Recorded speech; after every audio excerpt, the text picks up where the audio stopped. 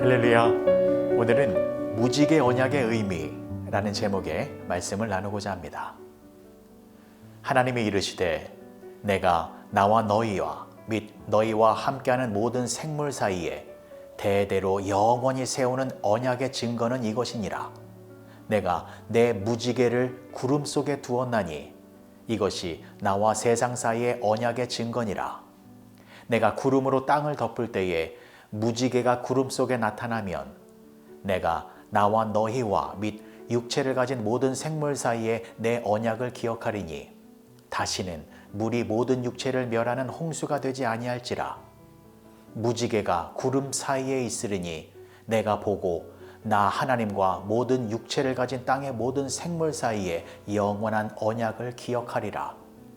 하나님이 노아에게 또 이르시되 내가 나와 땅에 있는 모든 생물 사이에 세운 언약의 증거가 이것이라 하셨더라.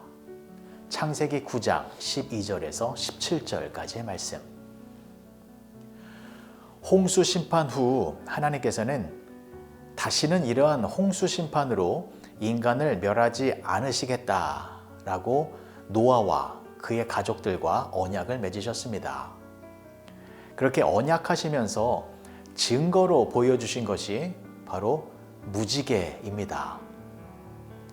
무지개는 영어로는 레인보우이지만 히브리어 단어로는 캐셰트라는 단어가 쓰였습니다. 이 캐셰트라는 단어의 뜻이 뭐냐면 활을 뜻하는 단어입니다. 그러니까 하나님께서 무지개를 만드셔서 언약을 세우셨다라는 것은 하늘에 활을 두셨다라는 것입니다. 그런데 이 활을 뜻하는 캐셰트라는 단어는 구약 성경에서 여러 곳에서 쓰였는데 크게 두 가지의 의미로 사용되어졌습니다. 첫 번째는 하나님의 진노와 심판을 뜻할 때 쓰였고, 두 번째는 악인들의 공격에 의해서 의인들이 죽임을 당할 때 쓰였습니다. 차례대로 살펴보면 먼저 하나님의 징계와 심판으로 쓰일 때의 말씀을 보시겠습니다. 시편 7편 12절과 13절의 말씀입니다. 사람이 회개하지 아니하면 그가 그의 칼을 가시며 그의 활을 이미 당기어 예비하셨도다. 죽일 도구를 또한 예비하시며 그가 만든 화살은 불화살들이로다. 자, 그리고 북이스라엘의 악한 왕이었던 아합 왕이 아람 군사의 화살에 맞아 죽었는데 이것 또한 하나님의 심판의 의미로 쓰인 것이었습니다. 자, 그리고 두 번째, 이 활은 악한 사람들이 의인을 죽이려 할 때 그때도 사용되는 단어였습니다. 시편 11편 2절의 말씀을 보시면 악인이 활을 당기고 화살을 시위에 먹이며 마음이 바른 자를 어두운 데서 쏘려 하는도다. 또 시편 37편 14절의 말씀을 보시면 악인이 칼을 빼고 활을 당겨 가난하고 궁핍한 자를 엎드러뜨리며 행위가 정직한 자를 죽이고자 하나.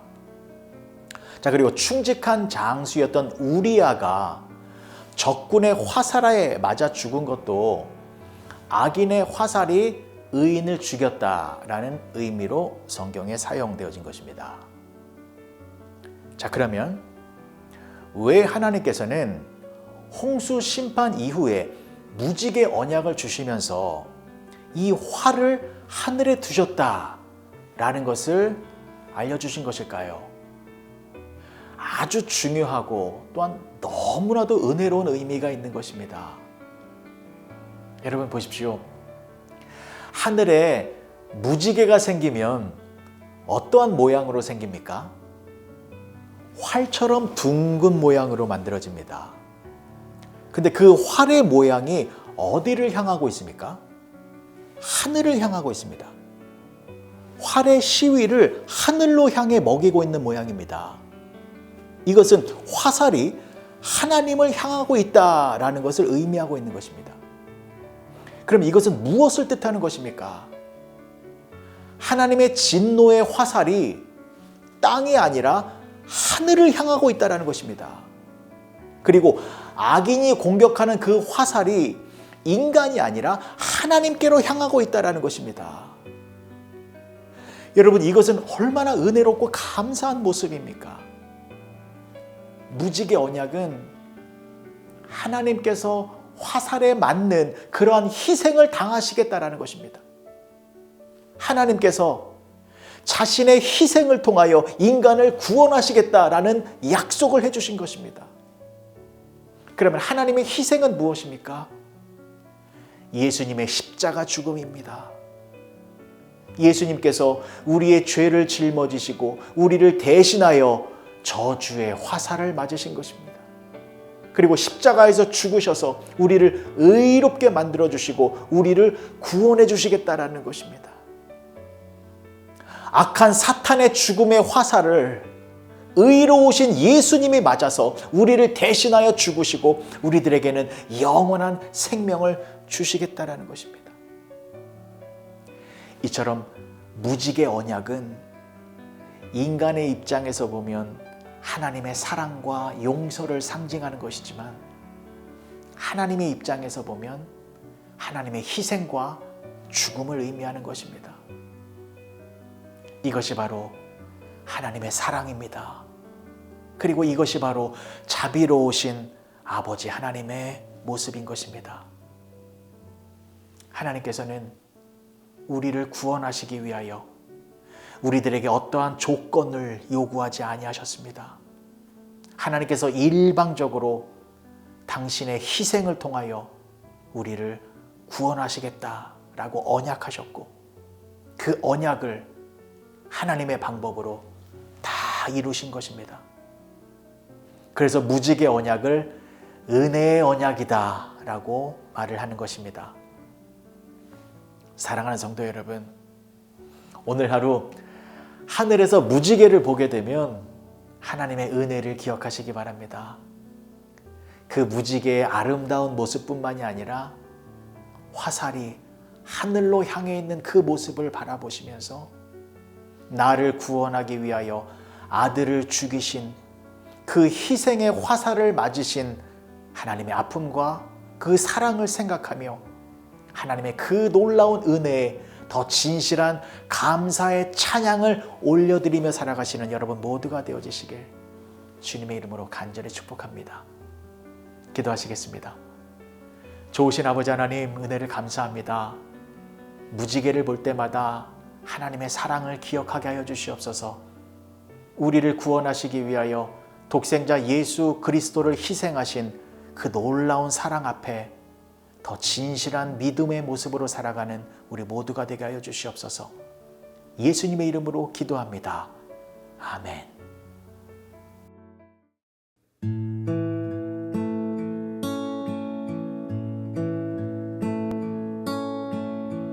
하나님께서 자신의 무지개를 구름 속에 두셨네. 하나님께서 자신의 성도들을 세상 속에 두셨네. 무지개가 각각의 색을 가지고 하나 되어 아름답네. 성도들은 각각의 은사 가지고 한 마음으로 찬양하네. 하나님께서 구름으로 땅을 덮을 때 무지개 나타나네. 하나님께서 환난으로 세상 덮을 때 성도들 나타나네. 무지개를 보시고 홍수 심판 아니하신다 그 언약 기억하시네. 성도들의 간구함 들으시고 구하는 것을 들어주신다네. 무지개가 각각의 색을 가지고 하나 되어 아름답네.